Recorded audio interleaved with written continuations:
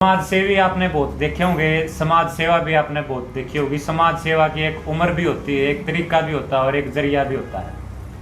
किस उम्र में समाज सेवा की जाए, किस उम्र में क्या किया जाए।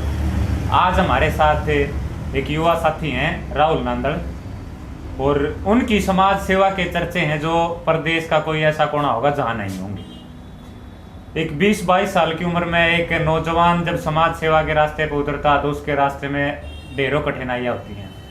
उन कठिनाइयों का सामना करते हुए कैसे वो निरंतर आगे बढ़ रहे हैं, इस बारे में चर्चा करने के लिए आज हमारे साथ खुद राहुल नांदल मौजूद हैं। और आज हम उनसे जानना चाहेंगे कि पहले तो वो अपना थोड़ा सा जीवन परिचय दें, वही कैसे है, कहाँ से पढ़े हैं, कहाँ से शुरुआत हुई, उसके बाद हम आगे ही बातें करेंगे। जी राहुल जी। सबसे पहले तो भाई मोहित का स्वागत करता हूँ, धन्यवाद करता हूँ। मैं राहुल नांदल, मेरा निवास स्थान है गांव गढ़ीबोर,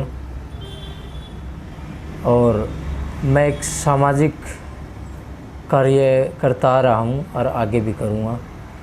इस सामाजिक कार्य करने की प्रेरणा आपको कहाँ से मिली?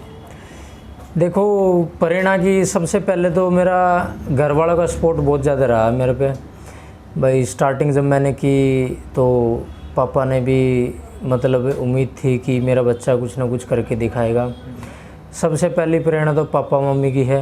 ठीक, पापा मम्मी ने बहुत ज़्यादा मेरे को शिक्षा दी है।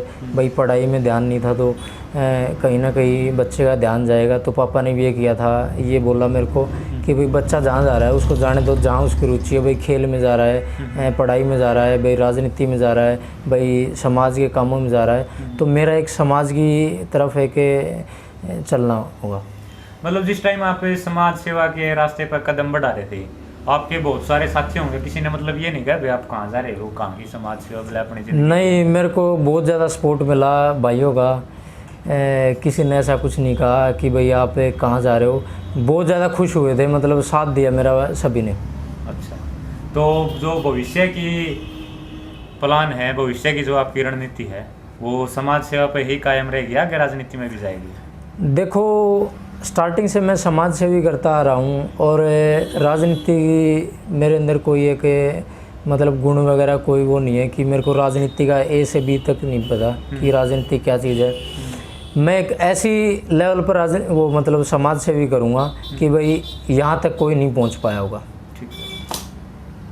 तो मतलब देखो, कई बार क्या होता है कि आप समाज सेवा में आगे तक जा रहे हो, मतलब आप किस तरीके से मतलब प्रेजेंट करते हो अपने आप को, मतलब क्या मानते हो भाई, किसको अपना आइडल मानते हो? भाई मेरा आइडल भाई मेरे माता पिता हैं, मेरा गुरु हैं भगत सिंह, मतलब सबकी अपनी अपनी थिंकिंग होती है, सब अपना अपना आइडल मानते हैं। आप किसको आइडल मानते हो इस लाइन में? देखो, सबसे पहले तो मेरे माता पिता है, मेरे बाप ही मेरे भगवान और मेरे गुरु सब कुछ हैं, मेरे पापा जी। और प्रेरणा मेरे को करण पहलवान जी ने भी मेरे को प्रेरणा दी है, उससे भी मेरे को बहुत ज़्यादा शिक्षा मिली है इस चीज़ में जाने के लिए। चर्चा चल रही थी, ये हम बात कर रहे हैं, इससे पहले थोड़ा सुनने में आया था कि आपने खेल के क्षेत्र में बहुत सारे बच्चों को गोद ले रखा है। कितने बच्चों को गोद ले रखा है आपने? जी, मेरे पास 400 से 450 बच्चों को मैंने गोद ले रखा है। भाई उनका जिसकी मतलब घर की स्थिति ख़राब है, भाई आगे बढ़ना चाह रहा है, तो मैं उसको प्रमोट करता आ रहा हूँ। और आगे भी मतलब अभी 400 से 450 में कर रहा हूँ। मैं अपने जीवन में मतलब इतने बच्चों को प्रमोट करूँगा बहुत ही ज़्यादा कि हर जगह मतलब मेरा एक आगे मतलब कहीं हवन में मेरे को सामग्री डालने का मौका मिले इस काम में। मतलब आप बच्चों को गोद लेते हो, उनमें मतलब जैसे उनको भाई ट्रेनर की आवश्यकता होती है, कोच की आवश्यकता है, कोच तक सीमित है या उनका खाने पीने का भी? नहीं, कोच भी है, खाने पीने का सीमित भी है। भाई उनके जो स्पोर्ट्स से रिलेटेड कुछ भी उनको ज़रूरतमंद चीज़ें हैं, वो चीज़ भी मैं उनको दिलाता हूँ। इससे पहले थोड़ी देर पहले आपके सहयोगी थे जो गौरव कुमार, वो बता रहे थे कि शिक्षा के क्षेत्र में बहुत सारे बच्चों को गोद ले रखा है, किसी को फीस नहीं दे पा रहे, वो उनकी फीस भर रहे हैं। अगर किसी ने कोचिंग सेंटर में दाखिला लेना, उनका कोचिंग सेंटर में दाखिला दिला दे। मतलब इस बारे में क्या कहना आपका, क्या और कितने बच्चों का आपने अब तक गोद ले लिया? जी, मैं बहुत दिन से देखता आ रहा था कि मैंने कई जगह सिचुएशन देखा, कईयों के घर वाले स्कूल की फ़ीस तो भर देते हैं, लेकिन वो ट्यूशन पे नहीं मतलब उनका मतलब घर की स्थिति नहीं है कि ट्यूशन वगैरह पढ़ा सकते, और बच्चे की रुचि होती है कि वो आगे बढ़े, उनको वहाँ ट्यूशन गाइडलाइंस नहीं मिलती। तो वो चीज़ें मैं बहुत दिन से देखता आ रहा था, तो वो चीज़ भी मैंने शुरुआत की कि भाई जो बच्चा ट्यूशन की फ़ीस नहीं दे पा रहा है तो उसको मैं ये सुविधा उपलब्ध करूँ कि भाई ट्यूशन की फ़ीस मैं अपने पास से करता हूँ। अच्छा, एक आपकी वो कन्यादान स्कीम थी 500 रुपये वाली, उसके बारे में क्या कहना, और वो क्या थी, मतलब थोड़ा सा बताओ उसके बारे में। जी, स्टार्टिंग में तो जब मैंने स्टार्टअप किया था कि भाई मैं के समाज से मिला हुआ हूँ, भाई मिल के चलूँगा आगे, तो मैंने स्टार्टिंग में जब शादी वगैरह होती थी तो मतलब कहीं मतलब क्या मानते हैं आज के टाइम में कि ये जो चले हुए हैं मतलब 36 बिरादरी वगैरह भाई जातिवाद को लेके चले हुए हैं, तो एक जातिवाद मेरे अंदर नहीं है, तो मेरे अंदर एक मतलब एक ऐसी सोच है कि मतलब मैं जातिवाद को बिल्कुल नहीं मानता। तो मैं ज़्यादातर मतलब जो जातिवाद मानते हैं, मैं ज़्यादातर एक नीची जो जातिवाद होती है मैं उस पर ज़्यादा ध्यान देता हूँ, क्योंकि उन पे कोई ध्यान नहीं देता। अब जैसे बड़ी शादी होती है, हम शादियों के अंदर भाई बड़ी शादी होगी तो हम 2100 रुपये 5100 रुपये कन्यादान डाल देंगे। अगर किसी गरीब समाज की शादी होगी तो हम उसको 500 रुपये देंगे। तो मेरी एक नेक नीति है भाई, पहले थी भाई किसी गरीब की या किसी बड़े अमीर की मैं 500 रुपये डालता था।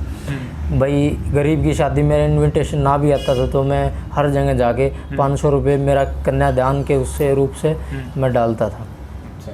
और इसकी शुरुआत कहाँ से, कि मतलब सबसे पहला जो आपका कार्यक्रम था, सबसे पहला जो आपका वो था, वो कहाँ से शुरुआत हुई? मतलब शुरुआत जी मैं छोटा सा था, जब स्कूल में पढ़ता था मुझे, तो मेरे को नहीं पता था कि मैं भाई लाइफ में क्या करूँगा। भाई पढ़ाई में भी मतलब थोड़ा सा मतलब नहीं पता था कि मैं पढ़ लूँगा। तो मेरी 12th क्लियर हुई, 12th में मेरे मतलब पास आउट मार्क्स आए थे, मेरे बहुत ही कम मार्क्स थे। तो मैंने अप्रोच वगैरह लगवा के, पापा ने अप्रोच लगवाई, तो अप्रोच लगवाई, फिर अप्रोच से मेरा एडमिशन हुआ जाट कॉलेज के अंदर। तो जाट कॉलेज के अंदर एडमिशन हुआ तो धीरे धीरे हमारा मतलब सर्कल था बहुत अच्छा था, हर छोटे बड़े का आदर सम्मान करता था मैं। तो एक दिन सभी युवा साथियों ने इकट्ठा होकर मेरे को गाइडलाइंस दी कि भाई कॉलेज के चुनाव आ रहे हैं कि आप चुनाव में भाग्यशाली बने। तो उन्होंने मेरा एक पैम्पलेट बनवाया। मेरे अंदर डर था कि माता पिता का आज भी डर है, भाई डर था मेरे अंदर कि भाई मेरा बच्चा क्या करेगा। तो मैंने कहा कि भाई पापा को ज़रूर दिखाऊंगा मैंने वो पैम्पलेट जाके पापा को दिखाया। पापा डरते डरते दिखाया मैंने, पापा बोले ये क्या है। तो मैं कहा पापा जी ऐसे ऐसे बात है। तो पापा बोले इससे काम, क्योंकि पहले पापा भी मतलब राजनीति नहीं करते थे, समाज के कामों में थे। क्योंकि दादा जो थे मेरे ओम प्रकाश जी, वो भी मतलब एक बहुत अच्छे इंसान थे, भाई आज हमारे बीच में नहीं हैं।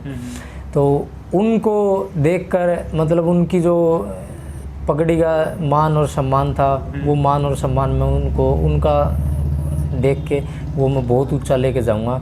तो पापा ने मेरे को बोला कि भाई आप ठीक अच्छी शुरुआत कर रहे हो, आप इलेक्शन की तैयारी करो। तो मैंने इलेक्शन की तैयारी की, मैं विजेता रहा उस टाइम पे। तो मैंने बहुत सारे बच्चों की भाई जो मतलब जिनकी कोई भी समस्या थी, मैंने हर बच्चों की समस्या हल की। वहाँ से हल करते करते फिर मेरे को मैं ये था कि मैं आगे बढ़ नहीं पाऊँगा, कि मतलब यही थी कि भाई यहाँ कॉलेज इलेक्शनों तक रह जाऊँगा। तो धीरे धीरे मेरे को एक खेल प्रतियोगिता में मेरे को बुलाया गया। वहाँ पे सैकड़ों लोग थे, वहाँ पे मेरे को मान सम्मान मिला। वहाँ से मेरी एक अलग लाइन स्टार्ट हो गई थी कि भाई मेरे को राजनीति नहीं करनी, मेरे को एक समाज सेवा करनी है। मतलब देखो राजनीति में इंटरेस्ट नहीं है, केवल समाज सेवा में इंटरेस्ट। अच्छा, एक जो वो 12 लाख वाली बात थी वो क्या थी, वो सच्चाई क्या उस बात की? देखो जी, मैं दिखावा बिल्कुल नहीं करता हूँ भाई। वो मेरे 12 लाख रुपए थे, मतलब मार्केट चल रही हैं, जैसे आप बता रहे हो कि 12 लाख रुपए वाली कौन सी बात है। मैं वैसे एक दिन बैठा था, तो मेरा बर्थडे आने वाला था भाई, सर्कल बहुत बड़ा था। तो मैंने विचार किया कि बर्थडे पे कुछ नया करेंगे भाई, नया करेंगे। मेरे साथियों ने भाई, गौरव जी ने, संजीत जी ने और करण पहलवान जी ने भी मतलब बैठ के एक मीटिंग ही की। मतलब मैंने कहा कि भाई बर्थडे पे एक मतलब ऐसी चीज़ करूँगा कि भाई आगे जाके मतलब किसी की सहायता हो सके, भाई उनका भविष्य बन सके। तो मैंने खेल की शुरुआत की मैंने अपने जन्मदिन के ऊपर। फर्स्ट मेरा एक प्रोग्राम था जन्मदिन के ऊपर, मैंने अपने गांव से स्टार्टिंग की। मैंने रेसलिंग करवाई। रेसलिंग में मैंने भाई 12 लाख, मैंने कोई राजनीति में थोड़ी ना जाना है कि भाई 12 लाख में बताऊंगा कि मैंने खर्च किए, जितने भी किए मैंने अपने मेहनत से किए। हाँ जी। मतलब ये 12 लाख वाली बात सच्चाई है, लगभग हम मान के चल सकते हैं, लगभग सच्चाई। जी। तो देखो इस उम्र में और खुद अपना एस्टेब्लिश हो गया, पैसे कमाना और उसको समाज सेवा में इन्वेस्ट करना एक बहुत बड़ी एक विचारधारा है और बहुत बड़ी सोच है। और हमें एक सीख मिलती है इस चीज़ से कि भाई हम कितना अच्छा कर रहे हैं। या एक 20-22 साल की उम्र का नौजवान जो 12 लाख रुपए खेलों के अंदर अपने जन्मदिन के ऊपर लगा रहा है, तो हम आपके आने वाले भविष्य की उज्जवल भविष्य की कामना करते हैं।